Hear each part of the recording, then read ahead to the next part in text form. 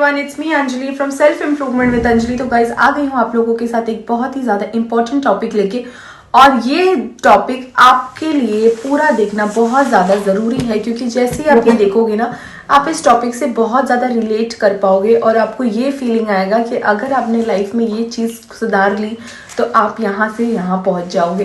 तो सबसे पहले बिना टाइम वेस्ट किए जानते हैं टॉपिक के बारे में। तो टॉपिक क्या है? टॉपिक है, क्या आपको गुस्सा बहुत ज्यादा आता है और आपका दुश्मन बन जाता है, या आपका गुस्सा ही आपका सबसे बड़ा दुश्मन है? गाइस, अगर आप गुस्से से जूझ रहे हो, अगर आप इस गुस्से वाली फीलिंग, नफरत वाली फीलिंग, फ्रस्ट्रेशन वाली फीलिंग में बहुत ज़्यादा अपने आप को इन्वॉल्व कर चुके हो और आपको ऐसा लगने लगता है कि यार ये मेरा inner health, mental peace, calmness सब कुछ बर्बाद कर रहा है, मैं सही से सोच नहीं पाती, उठ नहीं पाती, बैठ नहीं पाती, मेरे दिमाग में हमेशा गुस्से वाले थॉट्स ही आते रहते हैं। तो अगर आपकी ज़िंदगी में ये सारी चीज़ें हो रही है guys, trust me, it's high time आपको इस बारे में लोगों से बात तो करना ही चाहिए और साथ ही साथ इस चीज़ को डेवलप और इम्प्रूव करने के बारे में भी सोचना चाहिए। क्योंकि जितना आप इस चीज़ के बारे में सोचोगे, इस चीज़ को इम्प्रूव करोगे, आप देखोगे आपकी लाइफ की कामनेस बढ़ेगी। और जब लाइफ में आप पेशेंस और कामनेस दोनों को इनकॉर्पोरेट कर लेते हो, इन दोनों को अपनी ज़िंदगी में शामिल कर लेते हो, तो आप देखोगे कि चीज़ें जो आपकी ज़िंदगी में हो रही हैं वो बेहतर होती चली जाएंगी। तो आज जानते हैं कि ऐसी क्या 3 चीज़ें हैं, ऐसी क्या सीक्रेट टिप्स मैं आपको बताऊंगी, जिसको सुनने के बाद आपको ये रियलाइज होगा कि गुस्सा इतना भी टफ नहीं है कंट्रोल करना, गुस्से पे काबू पाया जा सकता है। आपको ये फीलिंग आने लगेगी कि मैं भी अपने गुस्से को शांत कर सकती हूँ, मुझे गुस्सा जो है वो आ तो रहा है पर उस गुस्से को मुझे अपने ऊपर हावी होने नहीं देना है। तो पहला टिप जो मैं आपको बताऊंगी गुस्से को शांत और काबू में करने का, वो है जब भी आपको किसी सिचुएशन में या किसी इंसान से या किसी भी चीज़ को लेके बहुत ज़्यादा गुस्सा आए, तो तुरंत उस जगह से भाग जाओ, उस जगह से अपने आप को हटा दो। इसको डाइवर्जन कहते हैं। डाइवर्जन का मतलब होता है आपको गुस्सा आ रहा है, आपको उस जगह पे रहकर और गुस्सा आएगा और आप और खरा खोटा किसी को सुनाओगे। ये लेवल तक पहुंचने से पहले उस जगह से, उस सिचुएशन से बाहर निकलने के लिए बाहर चले जाओ। यस गाइस, बाहर चले जाओगे ना तो कुछ मतलब क्या होगा ना कि आप उस इंसान को या उस सिचुएशन के अंदर नहीं आ रहे हो, ठीक है, तो आप उस तरीके से गंदे लेवल पे रिएक्ट नहीं करोगे, आप अपने आप को कंट्रोल कर लोगे। लेकिन अगर आप उसी जगह पे रहे, उसी इंसान को फेस किया जिसकी वजह से आपको गुस्सा आ रहा है, तो फिर क्या हो जाएगा, ऐसा करने की वजह से आपका जो गुस्सा है वो यहाँ से और ऊपर के लेवल के चला जाएगा और तब आपके मुंह से शायद इतना खरा खोटा निकले कि आप बाद में शायद खुद भी रिग्रेट करो।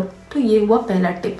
दूसरा टिप है, try to do reverse counting. Yes guys, reverse counting is a very important technique. जैसे हम लोग 1 2 3 4 5 6 7 8 9 10 बोलते हैं, उसी तरीके से हमें कहना है 9 8 7 6 5 4 3 2 1 0। यस गाइज, ये टेक्निक में क्या हो रहा है ना कि आप उल्टा बोल रहे हो, जो आपकी जबान जो है ना, जो उल्टी चल रही है, वो स्लो हो जा रही है। वो जितना खरा खोटा बोलने वाली थी या जितना खरा खोटा वो बोल सकती थी, उसको एक डाइवर्ट हो गया आपका माइंड। मतलब आपका ध्यान, सारा कॉन्सेंट्रेशन, जब हम लोग सीधा बात करते हैं ना, सब शब्दों को सीधा बोलते हैं, तो एक एक शब्द क्लियरली स्पीड में बोल पाते हैं। लेकिन अगर मान लो शब्द वर्ड है, उसको मैंने उल्टा करने की कोशिश की, तो क्या आता है? शब्द, SHABDH। अगर मैंने बोला शब्द, ठीक है, SHABDH, ठीक है, शब्द हो गया इंग्लिश में। तो अभी इसको मैं उल्टा कैसे बोलूं? शब्द का HD, समझ रहे हो? मुझे बोलने में टाइम लग रहा है, मुझे सोचने में टाइम लग रहा है। मैं वीडियो में बात करूँ बट फिर भी मैं शब्द का उल्टा वो कैसे होगा बिना देखे शायद मैं ना बोल पाऊँ। अब समझ रहे हो? क्योंकि हमारा जो प्रोसेस ऑफ थिंकिंग होता है ना, वो स्लो हो जाता है जब हम कोई चीज़ को रिवर्स में बोलते हैं। रिवर्स में बोलने से सोचने का जो अंगारे मुंह से निकलने वाले थे ना, जो खड़ी खोटी निकलने वाली, आपका जो गुस्सा है वो आपका सबसे बड़ा दुश्मन बन जाता है। और रिवर्स साइकोलॉजी करने से क्या हो जाता है, आपकी जो जबान है वो स्लो हो जाती है, तो आप कड़वा बोलने से बच जाते हो। ये एक साइकोलॉजिकल ट्रिक है जिससे गुस्से को, जो साइकोलॉजिस्ट है वो भी ये चीज़ ट्राई करते हैं, पेशेंट जो या फिर जिसको भी गुस्सा की ज़्यादा हैबिट है, उनका गुस्सा को कंट्रोल करने के लिए, ठीक है।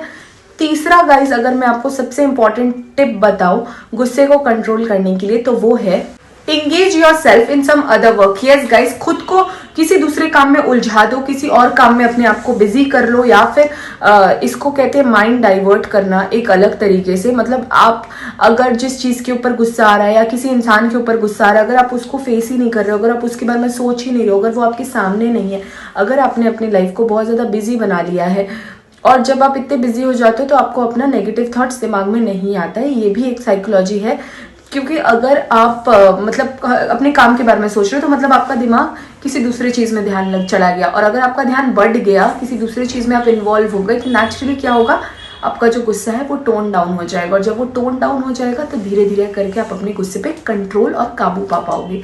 तो गाइस आई होप आपको ये वीडियो अच्छी लगी होगी। अच्छी लगी हो तो please like share and subscribe my channel. और बहुत सारे लोगों को, सिर्फ इंडिया में ही नहीं, हमारे हर एक कंट्री में, हर एक जगह पे लोगों को गुस्सा ज़्यादा आता है, और गुस्सा ज़्यादा आना हमारे खान पान से भी रिलेटेड होता है, हमारी फूडिंग हैबिट्स, हमारी लाइफस्टाइल से रिलेटेड होता है। तो ये एक कॉमन प्रॉब्लम है पूरे हर जगह पे। It's not about only our country, it's about each and every country. क्योंकि अल्टीमेटली गुस्सा किससे आता है, लोगों को ही तो आता है ना। तो गुस्सा इस तरीके से, अगर आप, मैंने जो आपको टिप्स एंड ट्रिक्स बताया, अगर आप ये फॉलो करो तो काफ़ी हद तक आप इसे निजात पा सकते हो। तो चलिए बहुत जल्दी मिलते हैं किसी नेक्स्ट वीडियो पे। Till then bye, take care and thank you.